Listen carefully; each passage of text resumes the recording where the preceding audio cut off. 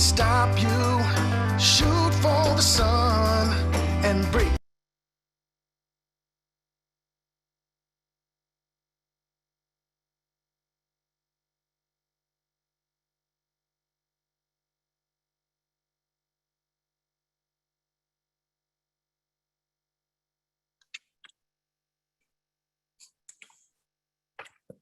Hello, everyone. We will be starting here just momentarily. We are so excited that you are here with us for our October presidential release as we celebrate Blindness Equality Achievement Month. We are so thrilled to have you with us. Thank you so much for being here with us at this special time. We have many exciting things in store today for our presidential release, and we will be starting momentarily. Thank you so much for your patience. We have an outstanding panel ready to present, and we are just excited that you're here with us today. We will be just starting shortly.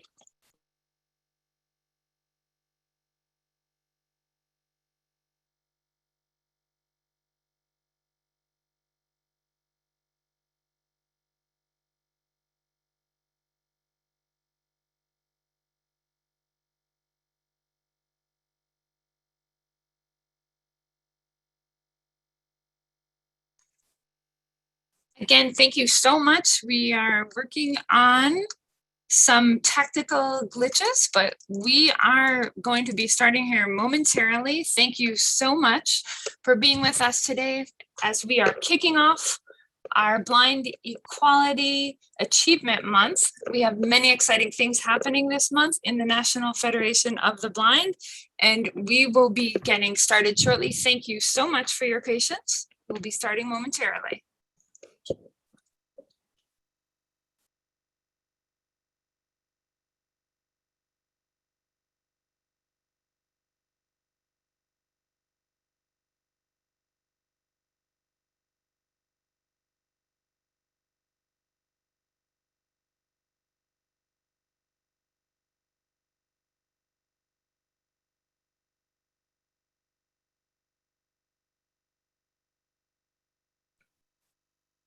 Again, for those of you who are just joining us, we're just working out a few technical glitches, but we will be starting here shortly.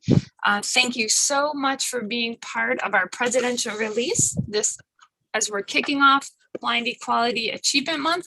As we are preparing to get started, if you haven't had a chance to do so yet, please make sure to take part in our poll.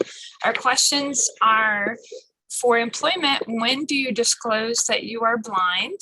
And we have a series of choices. And then our next poll question, we're asking if you could share your employment status with us. We expect employment, and we are going to be hearing from some outstanding presenters today in our presidential release, celebrating employment and all the different options and all the mentoring opportunities available in the National Federation of the Blind. So we will be starting shortly. Thank you so much. Ready when you are, Pam. Oh, hi, President Riccobono. Welcome. We are so glad to start our October presidential release and delighted to get started. I'm going to turn it over to you. Oh, it's great to be back together. Pam, it was so awesome to be together with you in person in the month of September. Yes, we were all, it was great to be at our National Center. No, things are coming together. So wanted to highlight from the intro music new song by Kaylee Brendel, 2001 NFB Scholarship winner, Badge of Honor from her new album released today. Pretty cool. I loved it. Did you like it, Pam? That was outstanding. Beautiful, right? Excellent. Badge of Honor Amazing. From the album Karma, released today by Kaylee Brendel. Check it out on Apple, on Spotify. Definitely amplify this blind artist. Really proud of the work that she continues to do. Pretty cool. So Pam, today's a big day for the Louisiana Center as well. Yes, we're really Big excited. anniversary. It is our 36th, so we salute Joanne Wilson, our founder, and all of our students and staff. I know we're listening here at the center, and we have lots of alumni from all around the country, so we're very excited to celebrate this anniversary All right, well, congratulations to the center, to all the graduates, to the tremendous staff there, and here's to 36 more years of building opportunities moving forward. So sorry I'm not there to celebrate today, but next time. You're with us in spirit. Also, it's a fall convention season, so a quick shout out to our affiliates in Florida and Iowa who will be having conventions this weekend. I know a number of other conventions coming up this fall. You can check them out at nfb.org. Should we get started? We should, and I know our sister centers in Minnesota and Colorado are listening too. We're all about employment in our training centers, so let's kick it off. Okay, great. Thanks, Pam. Greetings, fellow Federationists. Today is Friday, October 1st, 2021, and this is Presidential Release number 509. We are definitely in the fall season, and our fall conventions are well underway at this point. There is a great lineup of virtual and some in-person convention events coming up this fall, so I hope that you will be able to participate in one or more of our Federation affiliate conventions coming up here in the fall. And we're kicking off Blind Equality Achievement Month on this presidential release. And September was hosted the Paralympics, and the Paralympic Games included Team USA, which competed in a total of 241 events across 19 different sports. I want to kick off Blind Equality Achievement Month by congratulating the 37 blind athletes that were part of Team USA on your participation and accomplishments in the 2021 Paralympics. Look forward to celebrating or having the opportunity to celebrate those achievements maybe later in the year across the Federation, and hope that some of these athletes will be at our fall conventions. Also want to begin this release by giving a big congratulations to our affiliate in Rhode Island. The Rhode Island has signed legislation to protect families with blind parents. Of course, this is an ongoing effort for us across the nation to protect the right of blind parents, so congratulations to Rhode Island. Also want to congratulate our California affiliate. California has become the most recent state to start to phase out sub-minimum wage payments to people with disabilities. Governor Gavin Newsom signed S639 into law on September 27, so just Monday of this week. California joins a list of other states who have phased out the use of 14C certificates or who have passed legislation to begin the phase-out process. These states, California joins these states: Alaska, Colorado, Maryland, New Hampshire, Oregon, Texas, Vermont, and Washington. You can find information about our model legislation, both for eliminating sub-minimum wages as well as protecting the rights of blind parents, at our website, nfb.org. On our advocacy page, you can find all of our model legislation. I encourage our affiliates and chapters to work hard on getting bills like these passed in our affiliates. So we're here to kick off Blind Equality Achievement Month, and to do that, I have written a blog post that we have posted this morning, which is entitled "On Blindness, Equality, and Achievement: Who Defines Us?" And this blog post is meant to revisit the question of how we identify as being blind, what it has meant to me, why it's important, and why we use the word blind in the National Federation of the Blind. I believe our notion of the definition of blindness ties together important aspects of our philosophy, and I encourage our chapters to discuss the definition of blindness and why we use the word blind and how we take ownership for defining blind in our own lives, in our movement, in our nation, and in the world through the National Federation of the Blind. So I call that blog to your attention, and I look forward to the discussions that might be sparked in our chapters and affiliates about how we define the word blind. So Blind Equality Achievement Month, October. This year we're celebrating in a new way and taking our public message out there in a new way. And part of our theme this year is to expect employment. We know in the National Federation of the Blind that blind people can compete on terms of equality, and we expect blind people to be part of the workforce. The Federation is the best employment network that I know for blind people to achieve in all areas of employment. And that's part of what we want to celebrate here on this presidential release and in the month of October. Before I talk more about that, I do want to announce that there's an important opportunity this month that has been given to us by an anonymous supporter of the National Federation of the Blind. Because of the generosity of this anonymous supporter, and you know who you are, thank you very much for your generosity.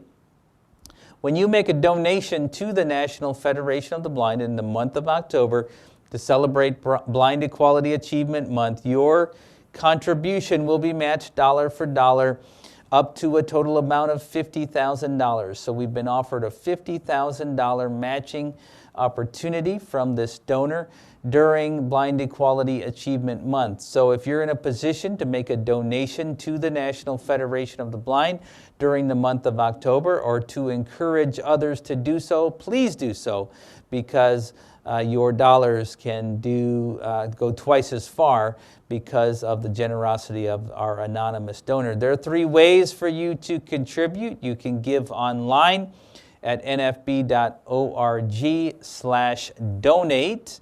You can mail a check to the National Federation of the Blind at 200 East Wells Street, Baltimore, Maryland, 21230. Or you can contribute by phone by using a credit card by calling 410-659-9314 and dialing extension 2282. We want to thank you in advance for contributing to our mission to expect employment and raise expectations in employment for blind people, and your contributions will help us do that here in the month of October. You can check nfb.org to learn more about some of the activities that are happening during Blind Equality Achievement Month, and there's still time for you to submit your projects that you're undertaking this month. You can go to nfb.org/blindmonth to check out what has been offered to us as activities around the Federation, and you can submit your events by sending an email to web@nfb.org. I want to also encourage you to participate in our social media activities during this month. We're trying to collect memory minutes in social media from Federation members, especially celebrating the mentorship or employment connections that the Federation has helped you to connect with, discover, and achieve with. So please consider doing a video talking about your mentoring moment, your employment connections that you've made through the National Federation of the Blind, and post them to social media. Try to keep them to a minute if you can. And be sure to use the hashtag #BlindMonth in your post. We want you to share your perspectives, your positive impact that the National Federation of the Blind has had on you in social media, and please do that during this month. You can attend a number of activities around our Blind Equality Achievement Month, but I want to call to your attention our Where the Blind Work webinar that will happen. It will be a panel with blind professionals. This will be taking place on Thursday, October 14th at 8 p.m. Eastern Time. You can hear about what a typical day looks like for a blind professional, discover tips and tricks that blind people have used, and learn how the Federation, again, serves as an important employment network for blind people. Again, go to nfb.org/blind-month, nfb.org/blind-month, to get more information on that and all of our activities this month. Our movement truly is a tremendous resource for blind people to pursue employment, to be prepared to pursue employment, and to advance in our careers. I know that when I first came to know the National Federation of the Blind, I didn't think about it that way, but as I look back on the last 2 decades plus that I've been around the Federation, everything from the Federation's literature on blindness and stories about blind people and how they've tackled employment, to the individual mentorship that I've received from members that I have gotten to know and benefited from seminars that I've participated in, from the self-advocacy resources that we have that have empowered me to understand my rights, to be an advocate for those rights, and also to navigate the rehabilitation system and other systems. All of these things have helped me in my employment pursuits. And I think if you are not tapping into those resources of the Federation,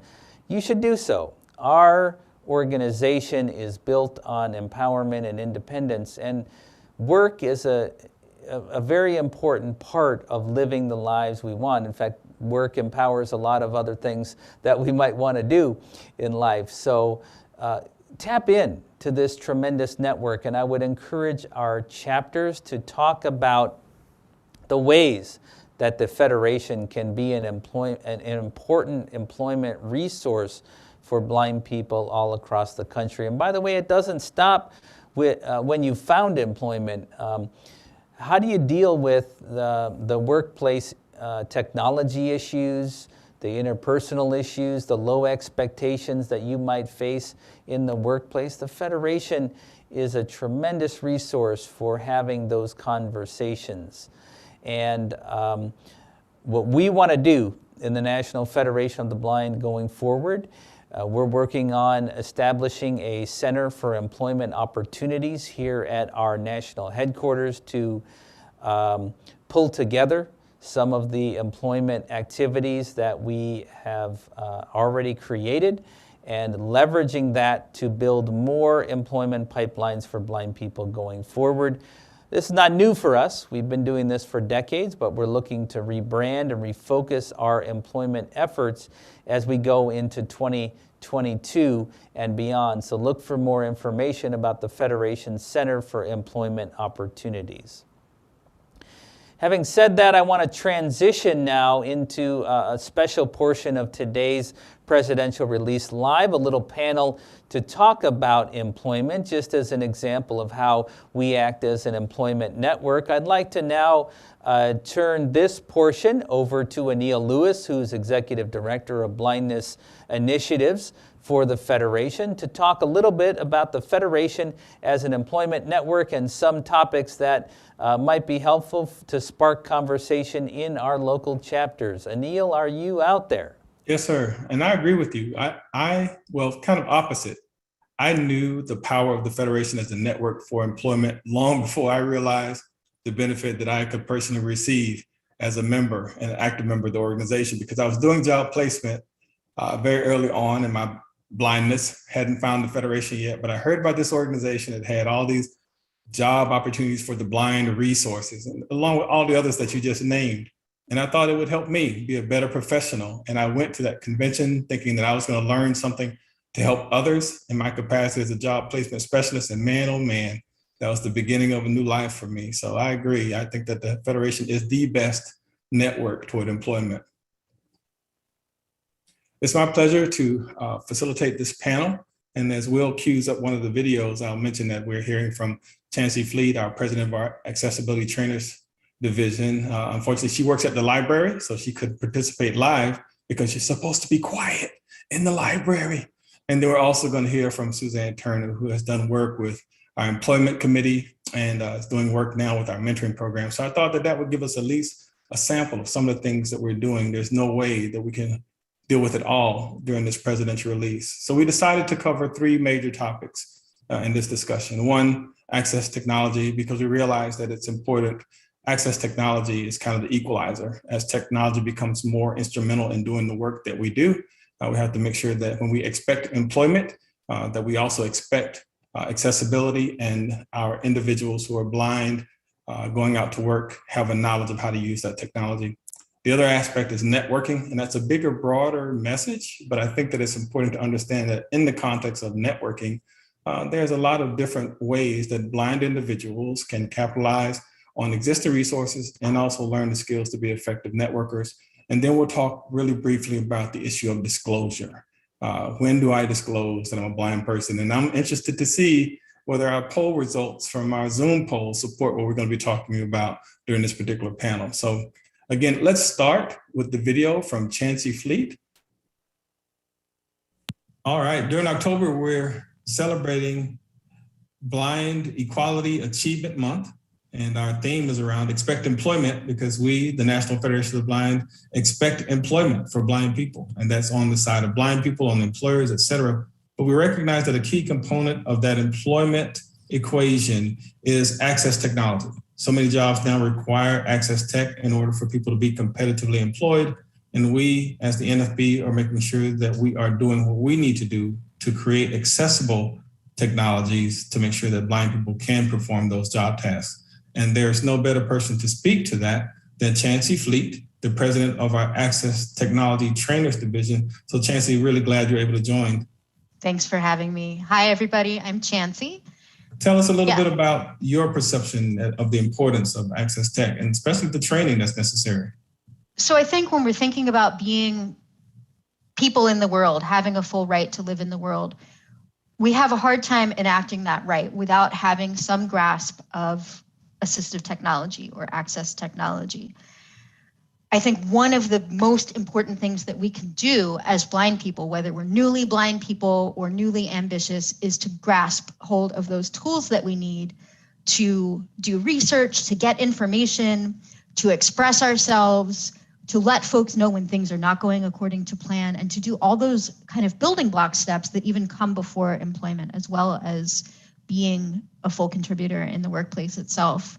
And that means having a fluency with ways that we interact with technology, whether that means inputting, having a good typing speed, having a command of the keyboard, having a good command of Braille so that we can read and write in digital Braille, knowing the pros and cons of different operating systems and different screen readers, knowing, frankly, how to use more than one screen reader so that we can jump from tool to tool when one tool isn't working well with something else that we need, being conversant with mobile, knowing our gestures, knowing our commands.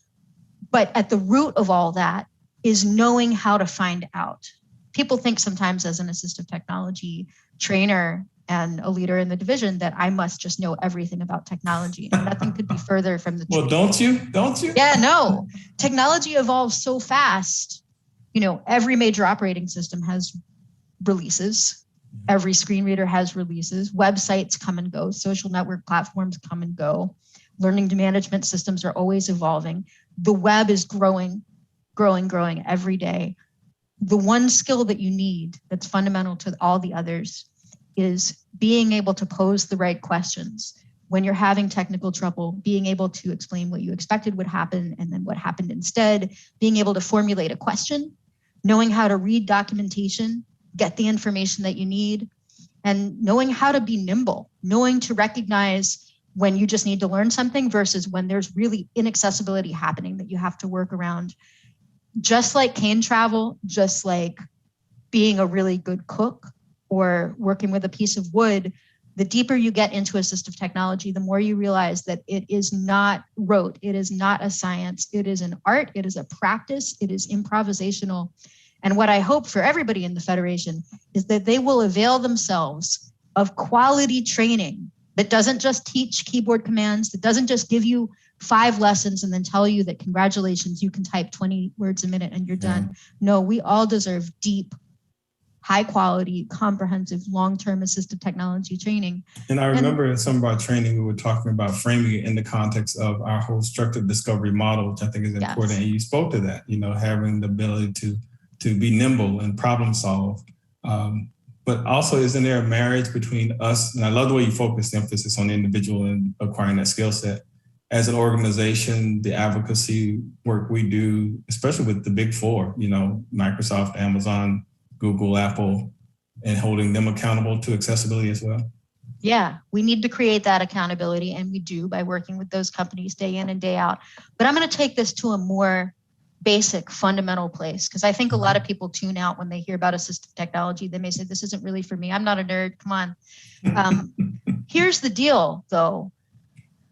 Whether or not you're going to be working in tech, whether or not you're even going to have a job that's tech heavy, technology touches all of our lives, whether we want to learn a new cooking technique or whether we want to apply for a job or look for jobs that are available.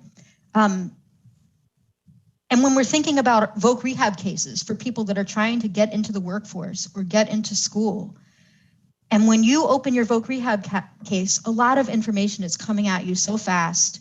And if you don't have basic information literacy, if you don't have a way to track what's going on with your case, if you can't read the handbook, if you can't read the reports that people are writing about you, and by people, I mean rehab agencies, then you are just floating in deep water. Yeah. And where is your shore? Where is your destination?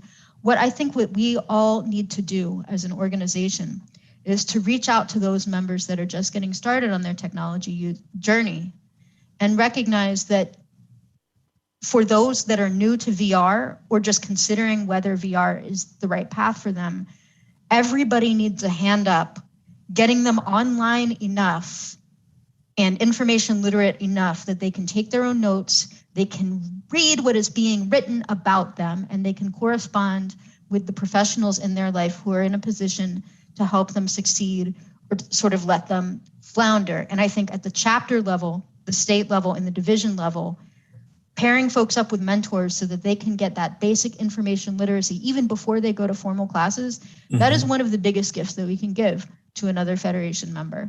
I love that as a formal charge to our membership. So I hope that people will take up arms and really kind of meet that challenge. What do you think, speaking of challenges, what are our major challenges? I think those roadblocks between people and high quality training, the amount of things that someone has to do to even be quote unquote ready for training, that's a huge barrier. And that links in with class and background and community and a lot of other things. And then the other thing is like real talk. When things are accessible, there's still often much more that we need to remember and much more that we need to sort of life hack around. And we have to be really tolerant of bugs and resilient and happy to code switch between operating systems. And that can feel overwhelming. And that is why we've got to continue to advocate with the major companies that the future of accessibility works not just for some of us, but for all of us, for those of us that may have average tech skills. You know, we do need a future where the average blind person can do something with the same frictionlessness and the same number of steps and the same background knowledge as the average sighted person. And we're not quite same there ease yet. of use. That's what we ascribe to. I think you've done a good job in the short time that we have to cover kind of the major topics around access tech. Thank you for sharing with us, Chancey. And how can people reach you if they want to have some follow-up? Yeah, if you want to continue the conversation, I'm Chancey Fleet on Twitter, ChanceyFleet. And I am Chancey Fleet at NYPL for New York Public Library.org. Thank you. Nice. And as always, she's Chancey Fleet. Thanks a lot. Appreciate you. Thanks, Anil. Take care. I always enjoy interacting with Chancey. She's a wealth of information, wonderful personality. We as an organization are pleased and proud and privileged to have her as a very active member. Let's flip really quickly. We talked about the skill set around access technology. There's another skill that I think a lot of people don't, well, they take for granted and they don't recognize that it's really a skill that needs to be learned and developed and improved on. And I thought that there was no one better to speak to that than Suzanne Turner. Suzanne, are you there? I am here. How are you? I'm doing quite well. Thank you. Thank you for joining us for the presidential release. Now, I know that you've done a lot for the Federation. And let's parse it out a little bit. Let's talk first about your work with the Employment Committee. I know I've spoken with Dick Davis, who's the current chair of that committee, and he awards you with the Medal of Career Fair Innovator. So that was kind of your idea. Can you speak to what the catalyst was and how that applies to networking?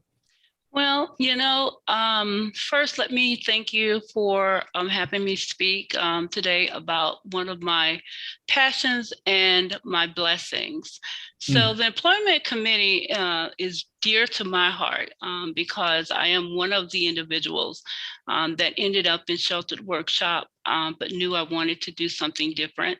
And when I came into the National Federation of the Blind, it was all these avenues that was in front of me. And employment seems to be my fit. And we know you can network anywhere you go. And so networking in the employment arena has propelled me to do other things as well in the organization, like mentorship and networking. But I do believe that the Employment Committee has evolved as one of the premier entities of the National Federation of the Blind. And Dick Davis has some wonderful and innovative members who have invested time and brought about some wonderful presentations and seminars and knowledge-based training. And so each year the presentations get bigger and larger and better. And for the last 6 years, the content has been improved upon and incorporating employers as well. And so having that network system between employers and potential employees has been a win-win for the Employment Committee and the National Federation of the Blind. Absolutely. So tell us a little bit about some of the other kind of networking opportunities within the Employment Committee. I know that there's like an upward mobility seminar, instances where individuals are able to do, well, the career fair, of course, provides a networking with employers. Any other highlights from the committee itself? Well, those speakers that Dick brings in, along with the incredible membership, they're talk about what employers are looking for. And that's key. To be able to fit into the arena and have that mold of you being the exact person that that employer wants. Also, the elevator pitch is very important because you may have just one moment to talk about your talents and skills. Resume writing. We know that resume writing has changed over the course of time. And so having that resume, reflect your expertise, your objectives, your goals is quite important. And then once you get a job, you think about that upward mobility as well. When you're in a job, you might want to move to a different department or change your career. Well, that's available to you inside the National Federation of the Blind as well, where we have expertise to talk about these different things. But now, when you think about networking, as I said, you can network anywhere you want to, and it's just exchanging ideas and develop that business relationship or job search tool that can come with you. And I know that go ahead, I'm sorry. No, I'm a little delayed. You go ahead. No, I just wanted to, I know that in our discussion, one of the things I really loved about what you told me is in working with the Employment Committee and doing the things that you're doing, you recognize that you could even better use your talents by working with young people to really start teaching them these skills. So I know that Chancey mentioned mentoring and gave a charge for mentoring, but can you speak to kind of your drive to mentor young kids around the employment? Well, as you know, mentors are amazing people that falls on a list of helping individuals to evolve skills, talents, and like I said before, upward mobility. And so mentors bring about a world of knowledge and experiences. And so in which I have, and so I have directed my attention now, as I say, from employment to mentorship, because I believe that the employment committee is well on its way to be one of the best networking tools outside of the organization and inside of the organization. Mm-hmm. But what I like about being a mentor is that you can have that life experience to talk about different things. I'm a component of socialization skills, in which sometimes people do not have when they are employed, or they're looking for employment, or even in an interview. Mm-hmm. And so sometimes if you don't have the answer, those mentors can help you make smart decisions, be a sounding board as well, and help you search resources as well. Mm-hmm. And so mentorship, because we are in the National Federation of the Blind, we're already in an organization where we can find and take advantages of seminars, presentations, and the presidential release. Very well done. I do appreciate you taking time to join us. I appreciate your dedication to the organization and sharing your talent. And mentoring, I think, is key because it's core to who we are as an organization. It's through our lived experience that we can help individuals learn and overcome those hurdles so that they can face the new challenges that are ahead of them. The last piece I like to offer during this particular panel is just a brief discussion on disclosure, because there's no way we can talk about it. I think that many people wonder, when do I disclose whether I'm a blind person when you're looking at that employment question? Do I disclose before I interview? Do I disclose during the interview? Do I disclose after the interview? Do I disclose on the day that I show up? Hello, I'm ready to work and I'm blind.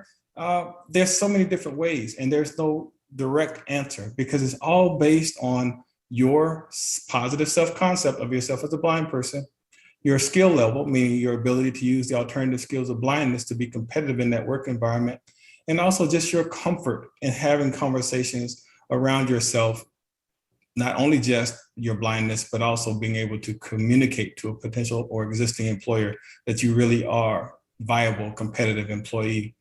We are having seminars on that, and hopefully you'll be able to join us more and more. But I think that what's important about disclosure is that being a member of the National Federation of the Blind helps you understand that blindness is not the characteristic that defines you.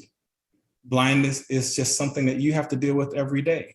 And the better you come equipped with that positive concept of yourself and your abilities as a blind person, the better you're able to deal with any situation. Because sometimes blindness is actually a benefit. Thinking about applying for a job at the National Federation of the Blind, I think you might want to disclose early. But I'm looking forward to the work that we do to expect employment in these coming months and years, and hopefully continue the tradition of the National Federation of the Blind to demonstrate to everybody that you can live the life you want and that blindness is not what holds you back. That's what I have, President Riccobono. Thank you very much, Anil, for being here, and to Suzanne and Chancey for participating in this Presidential Release Live. It's good for us to try some new things, right? And that's why we did this particular Presidential Release at noon today, to see if we might capture some new different people as part of these conversations. So I look forward to the work that we're going to do together under our Center for Employment Opportunities. Thank you, Anil. In the preamble with Pam, I think I said that that Kaylee was a 2001 scholarship winner. If that's what I said, I meant to say 2021 NFB scholarship winner. Okay, a few other announcements before we get to the questions. I know that many are interested in what's going to happen with the NFB Washington seminar next February. Well, the answer is we don't know yet. So we are monitoring Congress very closely and what's happening. At the moment, we're still planning to have an in-person presence for the 2022 Washington seminar. We're really not going to make that official call probably for another couple of months.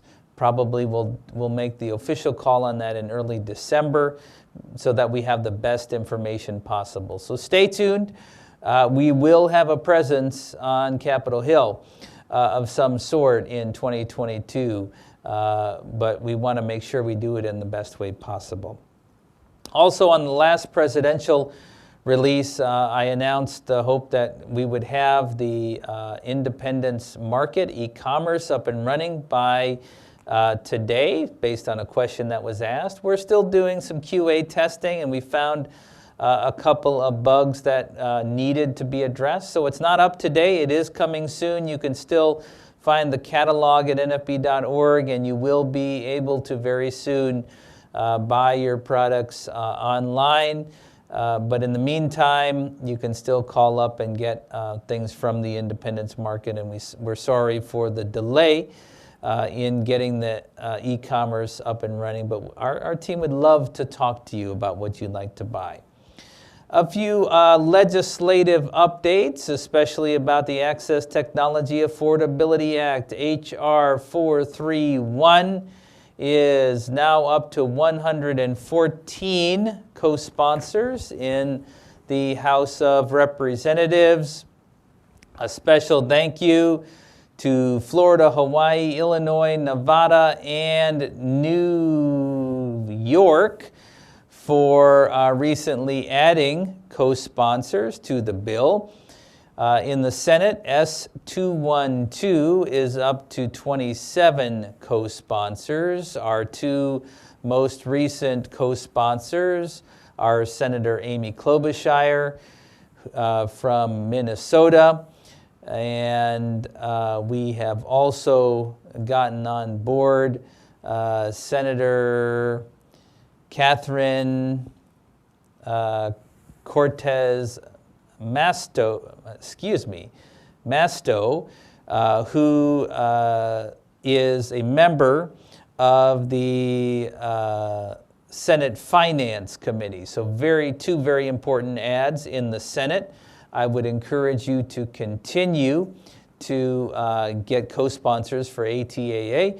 We do want you to know that the text of ATAA has been incorporated into the reconciliation package that is, I'd say, sitting in Congress right now.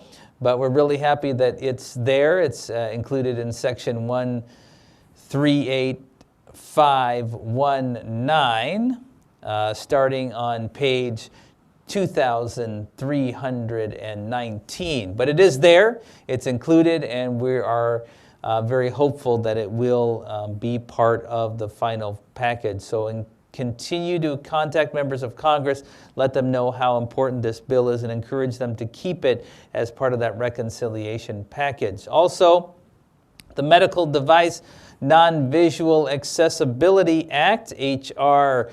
4853. This bill would require all Class 2 and Class 3 medical devices with a digital display to be non-visually accessible. We are up to 6 co-sponsors on this bill. So we're starting to move on getting co-sponsors, and I would encourage you to, again, put the pressure on as it relates to this bill. A couple of legal-related items and things we're investigating. The National Federation of the Blind is currently investigating access barriers with LabCorp patient check-in kiosks. If you have visited a LabCorp facility within the last year and were directed to use a inaccessible self-service kiosk for check-in, and if there was no LabCorp employee available to immediately assist you with your check-in, or if you had to navigate the system by relying on another customer or something like that to assist you, please contact Valerie Yingling to share your story. We'd like to know about the inaccessibility experienced in LabCorp kiosks. Also, I want to remind Federation members that last year we signed a working agreement with Pearson. And part of our working agreement is to help monitor problems that blind people encounter with Pearson-related educational products so that they can better respond to those problems and so that we can better coordinate and track those. If you or other students you might know encounter barriers this fall with Pearson educational products, please be sure to also share that information with Valerie Yingling here at the national office. So on both of these items, you can reach Valerie via email. Her email address is vyingling@nfb.org. You can also reach her at our main number here. I want to share a few pieces of Federation family news with you here on this release. From Colorado, I regret to have to inform you of the passing of Doris Willoughby in early September. Although she has been in declining health over the last couple of years, Doris has had a long history of impacting positively the work of the National Federation of the Blind, especially in her lifetime contributing to helping to raise expectations for the education of blind children. I know that I first came to know her name through the writings that she helped to compile in the area of educating blind children. I would encourage you to keep her husband Curtis and their family and friends in your thoughts and prayers. From Maryland, in early September, I have to share the news of the passing of Don Morris, who passed away after a long illness. Don was a member of the Greater Baltimore chapter for many years, and amongst other distinctions served at one time as first vice president of our Maryland affiliate. Many have gotten to know him around the Federation over the years, and you definitely want to keep him in your thoughts and prayers. Also from Maryland, I regret to inform you of the passing of Lloyd Rasmussen on September 13th. Many of you will know that Lloyd was one of the first blind people to become an engineer and work prominently in his field. He served at the Library of Congress National Library Service for the blind and print disabled for nearly 46 years. He helped to develop and implement many of the library's programs that so many of us have experienced. Lloyd loved music, and his fingerprints and life energy is preserved in many of the Federation songs that we continue to share, that were developed by the Cane Raisers. And so when you share those songs going forward, you should definitely think of Lloyd. He served in very many capacities in the Federation, a number of leadership roles within Maryland since moving to the affiliate in 1975. Lloyd is survived by his wife Judy, so you should keep her and those who got to know Lloyd in your thoughts and prayers. From Mississippi, Petrina Pendarvis informs us of the passing of two members, Pastor James Lockett and Mr. James Beard, who both passed away recently, were longtime members of ours, and both gentlemen contributed to the organization locally in Mississippi.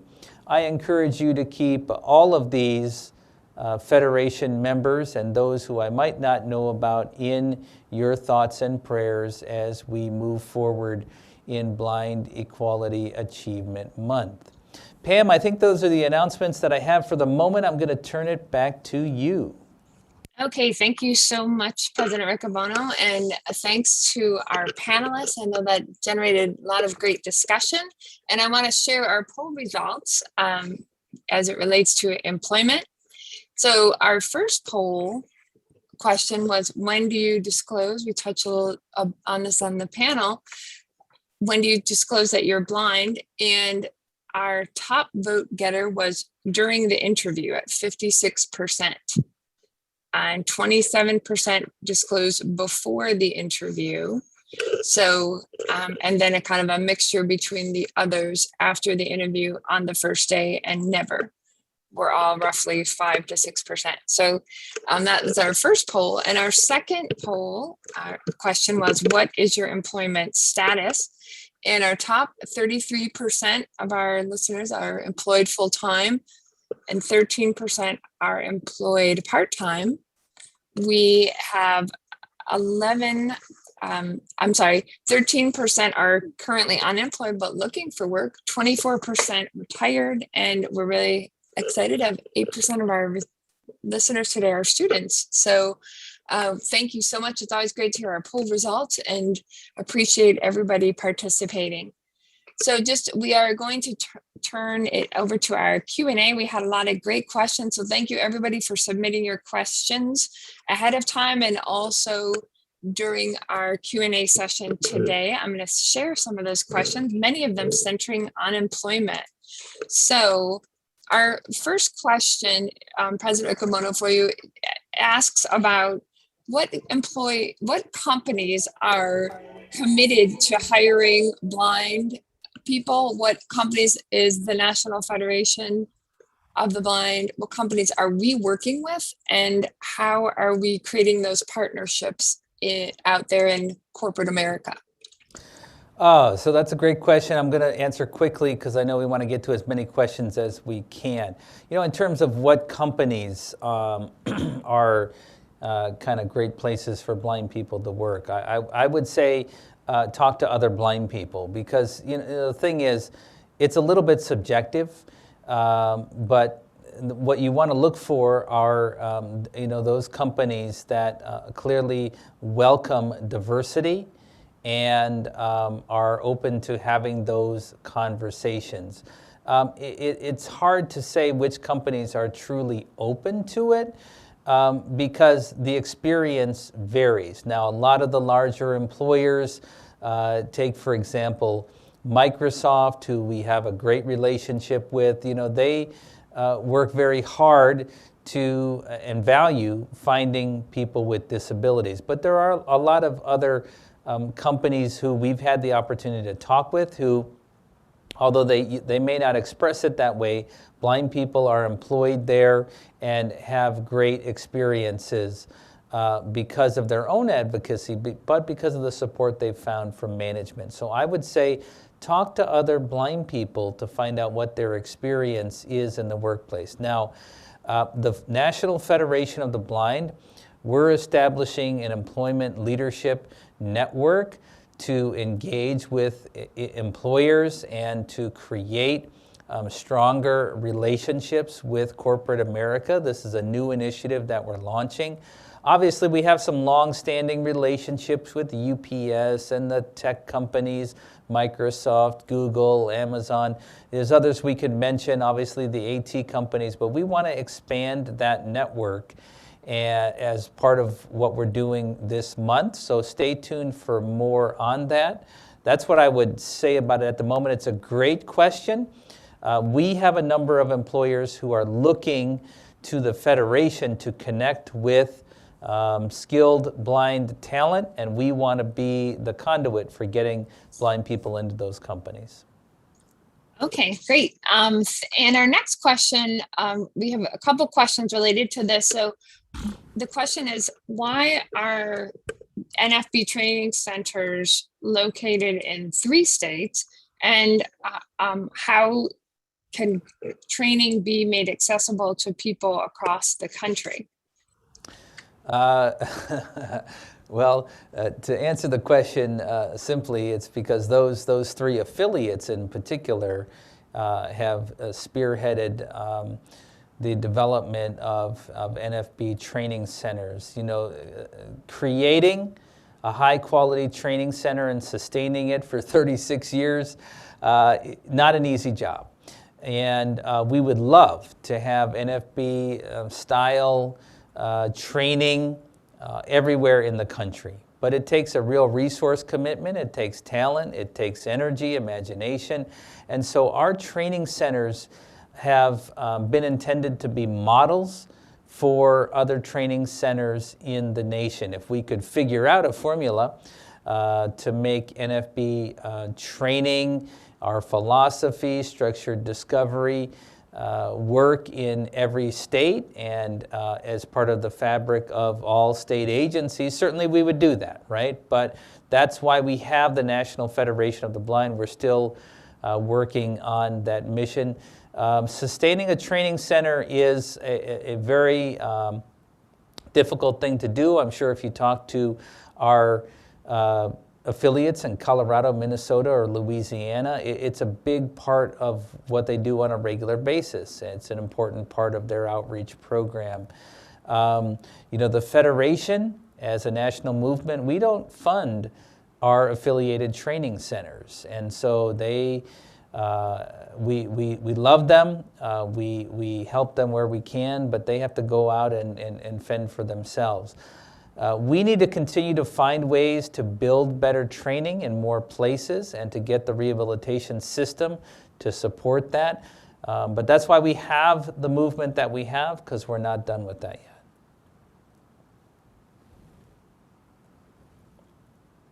Thank you so much. And another question related to employment. When sometimes there's difficulty finding assistance through vocational rehabilitation, should consumers be provided with private assistance for career counseling, job training, and job placement? So, you know, navigating the rehabilitation system is something that is a constant, has been a constant struggle for blind people, and it's something that the Federation has worked on. I would encourage you to learn about your rights under the rehabilitation system. And we don't have time to cover it here, but maybe that would be a good topic for us to cover in a presidential release live. And certainly how to navigate the rehabilitation system is something that we're going to be covering on our employment efforts.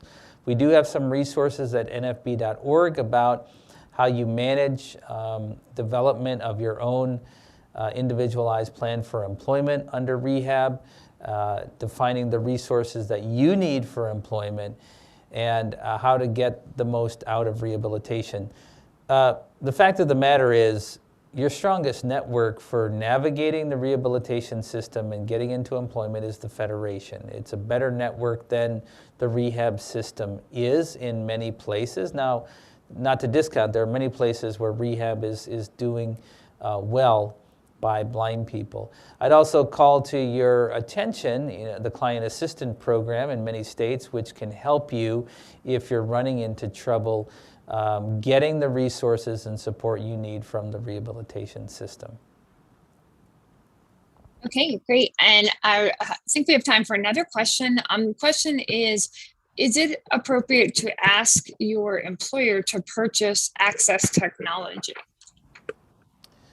So definitely, right? I mean,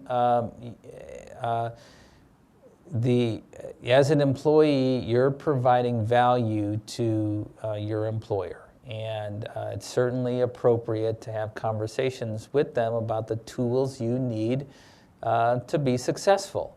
And, you know, at the National Federation of the Blind, we provide our employees with visual displays.